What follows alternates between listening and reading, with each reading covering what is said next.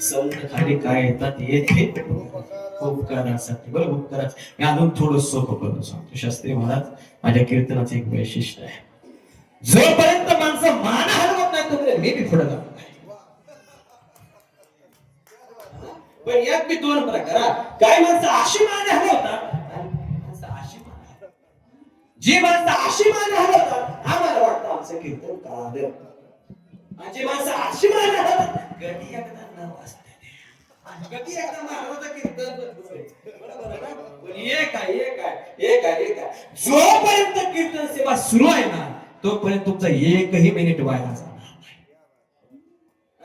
आणि तर कीर्तन सुरू झाल्यानंतर शास्त्री महाराज फक्त 15च माणसं पुढे होती. आता मागं बघितलं तर बसायच्या जागा त्या टेम्पटेमध्ये भरतो बसले.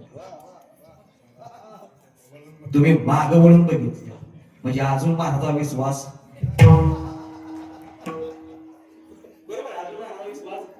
पण काळजी करायची गरज नाही.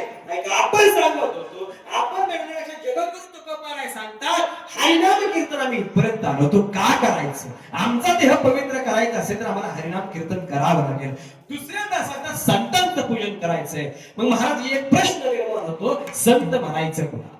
बरोबर, संत म्हणायचं कोणाला एका वाक्यात सांगतो, जिथं मीपणाचा अंत त्याचं नाव आहे संत. मीपणाचा अंत त्याचं नाव आहे संत. म्हणून संतांच्या दारात येताना मीपणा सोडून येत जा. संत आपलं झाल्याशिवाय मग कुठं सोडायचं मीपणा, कुठं सोडायचा अहंकार. आता तुम्ही ज्या ठिकाणी कीर्तनाला बसलाय ना आणि कीर्तनाला बसायच्या आधी ज्या ठिकाणी तुम्ही तुमच्या चपला सोडल्या ना त्या ठिकाणी तुम्ही अहंकार सोडून आला असेल नाही तर देव तुम्हाला प्रसन्न झाल्याशिवाय, देव प्रसन्न झाल्याशिवाय तो सारासार सांगायचा मुद्दा एवढा आहे, संत म्हणायचं कोणाला जिथं मीपणाचा अंत त्याचं नाव आहे संत. पण एक माझा एक प्रश्न आहे, बाळूमामा देव आहेत का संत? संत संत संत संत आहेत म्हणजे देव. साधा प्रश्न आहे, साधा प्रश्न. माझा प्रश्न काय, बाळूमा देव आहेत का संत? हा बोलत राहतात थोडे वेळ मी सांगून टाकतो.